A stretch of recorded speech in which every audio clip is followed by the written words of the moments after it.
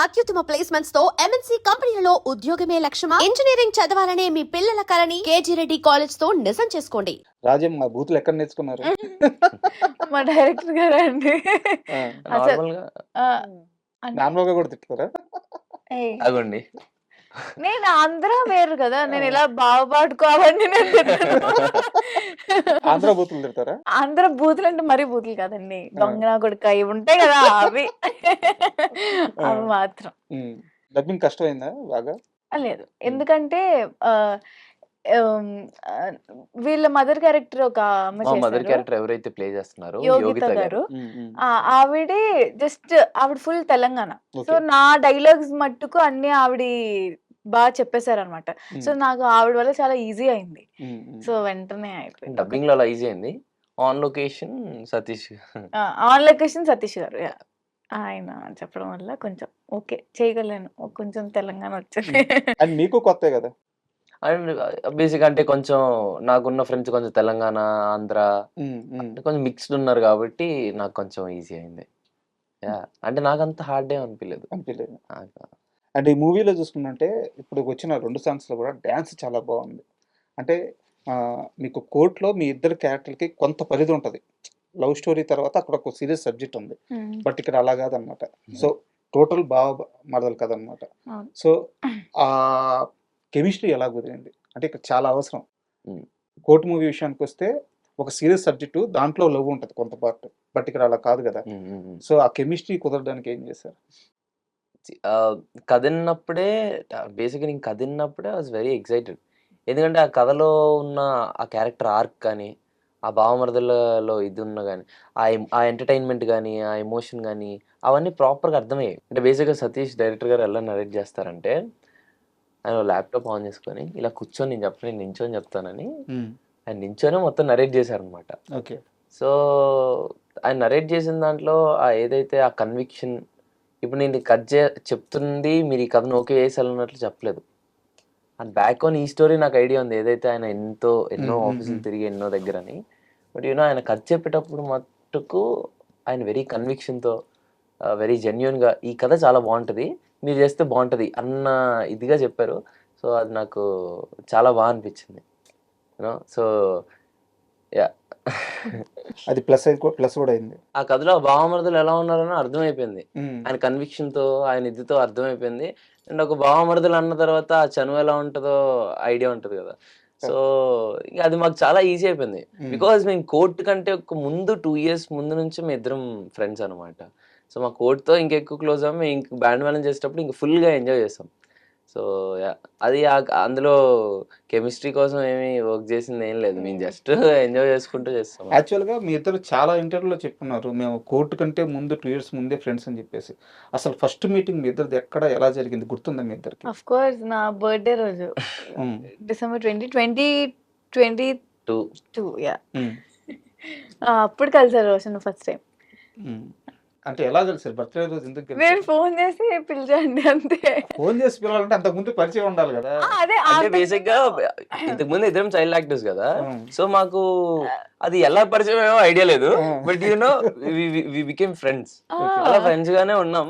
So, one fine day ఎప్పుడో కలుద్దాం అనుకున్నాం. బట్ ఆ నా రోజు బర్త్‌డే రోజు వీలయ్యి ఆ రోజు అలా కలవడం జరిగింది అంతే. ఓకే. అండ్ శ్రీదేవి గారు మీకు ఒక ఇంపార్టెంట్ క్వెషను. మామూలుగా చాలామంది ఇండస్ట్రీలో ఉండే డైరెక్టర్లు గాని చాలామంది రీల్స్ చేసుకునే అమ్మాయిల్ని యాక్టర్స్‌గా మార్చొద్దు. వాళ్ళకి ఛాన్స్‌లు ఇవ్వద్దు.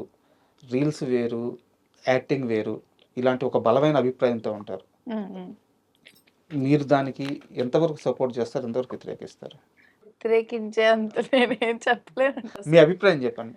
అభిప్రాయం అంటే నేను యాక్చువల్లీ కోర్ట్‌లో సెలెక్ట్ అయిందయితే రీల్స్ త్రూ. హ్మ్. బట్ నేను ముందు నుంచి నేను 'కిరాక్ కిడ్స్' అవన్నీ షో చేశాను. నేను ఎప్పుడైతే 10థ్, 8థ్ ఈ క్లాసెస్‌లో నేను రీల్స్ చేయడం స్టార్ట్ చేశా. హ్మ్. హ్మ్. సో, అంతకు ముందు నుంచి నేను చిన్న చిన్న సినిమాలు చేశాను. బట్ అంత ఏమంటారు గుర్తు గుర్తుపెట్టుకునే అంత క్యారెక్టర్స్ కావు. సో, రీల్స్ ఏదో మామూలు రీల్స్ అవి. అది ట్రెండ్ చేశారంతే. మామూలు రీల్స్ ఏంటండి. 7,00,000 మందికి పైగా మీకు ఫాలోవర్స్ ఉన్నారు. అవును. బట్ అంటే ఈ గోదావరి వైపు రీల్స్ చేయడం హ్మ్. అలా చేసేదాన్ని. బట్ అది కోర్ట్‌లో జగదీష్ గారు చూసి అప్పుడు తీసుకుంది. దట్స్ ద స్టోరీ అసలు రీల్స్ అనేది ఎందుకు వచ్చింది అనేది అదే. సో కోర్టులో నన్ను రీల్స్ చూసుకుని తీసుకున్నారు. ఓకే. సో బట్ ఎలా యాక్టింగ్కి వచ్చేది కష్టం అవ్వలేదా? కష్టం అంటే అయ్యో కష్టమే అసలు. అంటే ఫస్ట్ నేను 30 డేసా నేను ఒక 1 మంత్ అలా నేను క్లాస్ తీసుకున్నాను. ఇప్పుడు మన వర్క్ షాప్ చేసాం. వర్క్ షాప్ యాక్టింగ్ క్లాస్ తీసుకున్నాను కోర్ట్కి. ఓకే. సో ఈజీ అయింది ఆయన వల్ల. అండ్ ఇంకో క్వశ్చన్, ఇప్పుడు దాకా మీరు వర్క్ చేసినది కూడా చాలా కంఫర్ట్గా ఉండే ఎన్విరాన్మెంట్లోనే వర్క్ చేశారు. నాని గారి ప్రొడక్షన్ అయితే కోన వెంకట గారి ప్రొడక్షన్లో అయితే వెరీ గుడ్. అంటే వాళ్ళిద్దరు కూడా సినిమా పీపుల్. సినిమా తప్పించి వాళ్ళకి వేరే ఏం తెలియదు. కోన గారి బ్యాక్గ్రౌండ్ అంతా తెలుసు, ఆయన ఎక్కడి నుంచి వచ్చారో తెలుసు. ఇంకా నాని గారి గురించి అయితే అందరికీ తెలుసు. సో చాలా కంఫర్ట్గా ఉండే ప్లేస్లోనే వర్క్ చేశారు. ఇది కాకుండా నెక్స్ట్ లైఫ్ ఎలా ఉంటుంది అనిపిస్తుంది ఇండస్ట్రీలో మీకు? ఇప్పుడు నేను ఒక 2 తమిళ సినిమాలు చేస్తున్నా. సో ఆ ఇద్దరి బ్యానర్స్ లో కూడా చాలా చాలా కంఫర్ట్. 2 వచ్చే సినిమా నాకు తెలియదు ఎలా ఉన్నా యాక్సెప్ట్ చేయాలంటే. ఎలా ఉన్నా అంటే అది ఇబ్బంది కలిగిస్తే ఆబ్వియస్లీ ఇది చేస్తాం. బట్ ఇప్పటికి వచ్చి నేను ఫేస్ చేసింది అయితే ఎవరు అసలు అలా లేరు. ఓకే.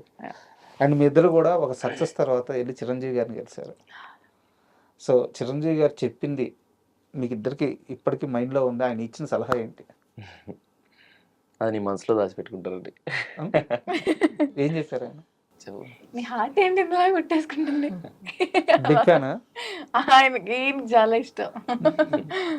ఏం చెప్పారు? యాక్చువల్లీ ఆయన చెప్పింది కూడా నేనే వీడియో తీసాను, రికార్డ్ చేసింది. సో ఆ రోజు వెళ్తున్నా అప్పటి నుంచి వాడు ఫుల్ టెన్షన్ అనమాట. అయ్యో ఏం మాట్లాడా, ఆయన చూస్తే నేను అసలు స్పెల్ బౌండ్ అయిపోతా అన్నట్టు. సో నేను వెళ్ళినప్పుడు ఆయన షర్ట్ మీద ఆటోగ్రాఫ్ రాస్తున్నారు. సో అది నేను నార్మల్గా ఫోటో తీస్తున్నా, సరే వీడియో క్యాప్చర్ చేద్దామని స్టార్ట్ చేసా. అప్పటి నుంచి చెప్తున్నా, అప్పటి నుంచి ఆయన స్టార్ట్ చేశారు. సో అంటే బేసిక్గా దాని తర్వాత ఆయన అంటే ఐ మీన్ సార్తో కూర్చొని మాట్లాడేటప్పుడు కానీ అంతా నాకు బేసిక్గా అదంతా ఏదో ఒక డ్రీమీ ఫీల్ లా అనిపించింది. It was very nice. ఆయన చెప్పిన మాట కళ్ళమే ఒకటే అంటే మీరు ఆయన ఏం చెప్పారు అని గుర్తుపెట్టుకోమంటున్నారు. బట్ ఆయన కలిసి అలా చూస్తూనే ఉండిపోయాం. అలాగే ఉన్నాం. చాలా మాటలు చెప్పారు. లైక్ ఒక మాట అన్నారు, యా ఐ రిమెంబర్. ఒక రోజు ఆయన వెళ్ళి మీ అందరం ఒక క్యారెక్టర్ గురించి మాట్లాడుకునేటప్పుడు అందరి గురించి ప్రే చేసిన తర్వాత ఎంత చిన్న nuance పట్టుకున్నారంటే sir, court film shoot చేసేటప్పుడు ఒక మెయిన్ సీక్వెన్స్ ఏదైతే 16 నిమిషాలు ఏం చేస్తారు అన్న సీక్వెన్స్ లో పెళ్లి మండపం పైకి వెళ్ళాక జగదీష్ అన్న ఇటు సైడ్ ఒక ఫ్రేమ్, అటు సైడ్ ఒక ఫ్రేమ్ పెట్టారు. ఎందుకంటే ఒకటి CC camera point of view, ఒకటి ఈ ఫ్రేమ్, 2 పెట్టారు. అండ్ జగదీష్ అన్న చెప్తున్నారు, రోషన్ నువ్వు ఇప్పుడు ఏదైతే మీ ఇద్దరు అంటే మా ఇద్దరికి ఏదైతే మీరు చేస్తున్నారో ఇది బాగా గుర్తుపెట్టుకోండి. సేమ్ ఎందుకంటే వేరే యాంగిల్లో కూడా చేయాలి అన్నట్లు, సేమ్ హ్యాండ్ యాక్షన్ దాన్ని ఓకే అని అన్నాం. బట్ నాకు కథ తెలుసు కదా, కథలో ఏంటి నేను లోపలికి వెళ్తున్నానంటే ప్రతి ఒక్కరికి ఫీల్ లైక్ ఏదో జరుగుతుందన్న ఇది. బట్ ఎండింగ్ కి మనం వేరే సర్ప్రైజ్ చేస్తున్నాం అని అది నాకు మనసులో ఉండింది, అది నాకు తెలుసు. సో అది నేను ఎవరికి చెప్పకుండా ఏం చేశానంటే వాళ్ళకి ఇంకెక్కువ ఎక్సైట్మెంట్ కోసం వెళ్తూ అలా గ్రిల్ మీద చెయ్యేసి కింద చూసి లోపలికి వెళ్ళేటప్పుడు అటు ఇటు చూసి లోపలికి వెళ్తా. ఇది అసలు ఎవరికి చెప్పలేదు బేసిక్ గా. సో నాకు నేను అలా ఫ్రీ ఫ్లో లో చేసుకున్నా. అది చిరంజీవి గారి నోటి నుండి విన్నాను నేను. యా అంత చిన్న పర్టికులర్ పాయింట్ వెళ్ళిపో నువ్వు వెళ్తే వెళ్ళావు కానీ ఆ దాని మీద చూసి ఎందుకే చదివా చెయ్యి అని అన్నారు. అయ్యో సార్ రిప్లై ఇచ్చారు మీరు? నేను నవ్వుతూనే ఉన్నాను సార్. అంటే దాని దగ్గర నాకు ఏం ఆన్సర్ లేదు, ఎందుకంటే ఇట్ వాస్ వెరీ కలోకియల్. నాకు కథ ఐడియా ఉంది, ఆ సిచ్యువేషన్ లో ఆడియన్స్ ఎలా చూస్తాడు ఆ సినిమాని. ఆ టైంలో నేను ఏదన్నా చిన్న కథకి ఏమి ఇబ్బంది అవ్వకుండా ఏదో చిన్న ఎక్సైట్మెంట్ పెంచొచ్చేమో అన్న ఫీలింగ్ తో ఆ గ్రిల్ మీద చెయ్యేసి అలా చూస్తాను. వెళ్తే వెళ్ళావు కానీ తొంగేందుకు చూసావయ్యా అని అన్నా.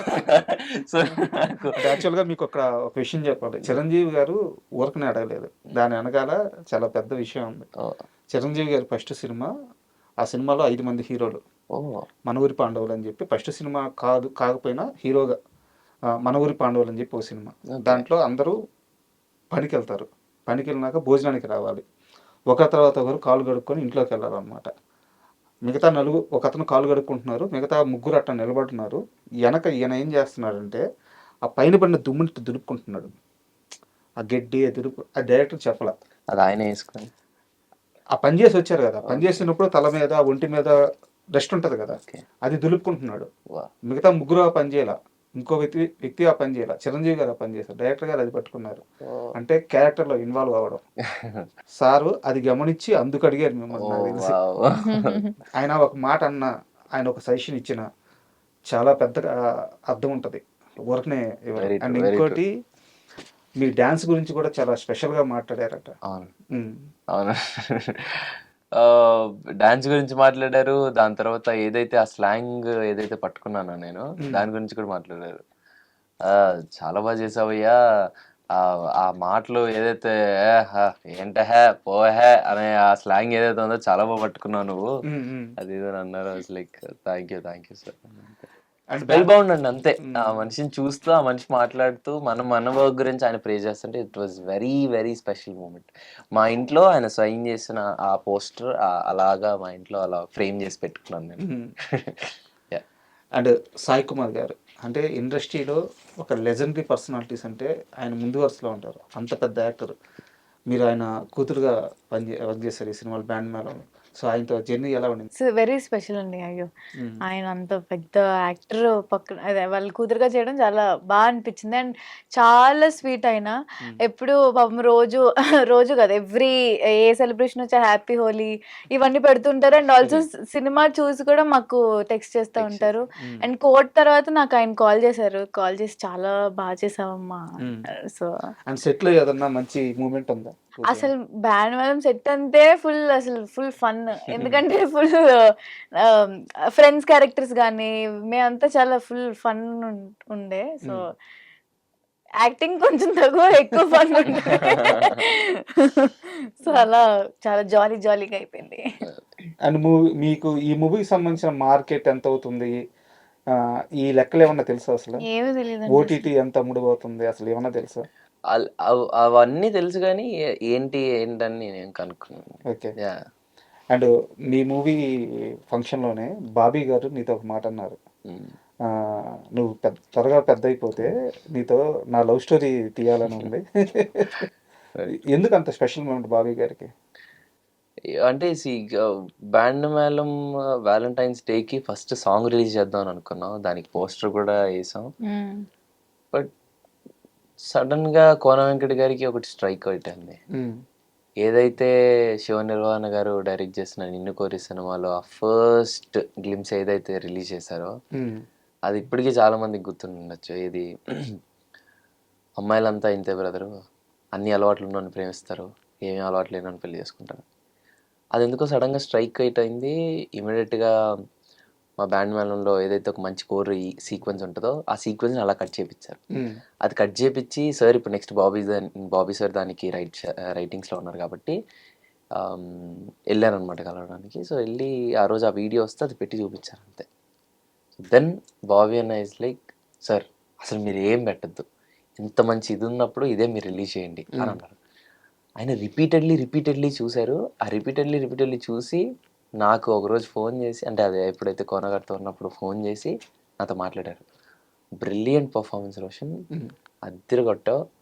అంటే ప్రతి ఒక్క అంటే యాజ్ అన్ యాక్టర్గా ఎలా ఉంటుందంటే అండి, మనం ఏదో ఆ ఫీలింగ్ తెలియకుండా కెమెరాలో తెలియడానికి ఎన్నో ప్రెప్ చేసుకొని ఆ లిప్ ఇది కానీ ఐస్లో బ్లింక్ చేయకుండా ఐస్లో టీయర్స్ అలా ఉంచడం కానీ ఇన్ని చేస్తాం కదా, దాన్ని ఎవరన్నా ఎప్పుడన్నా రికగ్నైజ్ చేసినప్పుడు అది ఎంత హ్యాపీగా ఉంటుంది తెలుసా. సో అది కంటిన్యూస్గా ఏవైతే నేను చేసినవన్నీ ఆయన వరుసగా లైన్లో చెప్తూ ఉంటే ఐ ఫెల్ట్ వెరీ హ్యాపీ. ఓ మనం చేసిన దానికి జస్టిఫికేషన్ వచ్చింది అని. ఆ రోజు స్టేజ్ ఎక్కి ఆ మాట అనడం చాలా బాగా అనిపించింది. అండ్ ఒక మంచి బాధ్యత కూడా పెరిగింది, ఇంకా బాగా చేయాలేమో అని. అండ్ శ్రీదేవి మీది ఒక వీడియో చూశాను, మీరు బ్లాక్ డ్రెస్ వేసుకొని బ్లాక్ స్పెట్స్ పెట్టుకొని ఎయిర్పోర్ట్లోనూ సంథింగ్ ఎక్కడ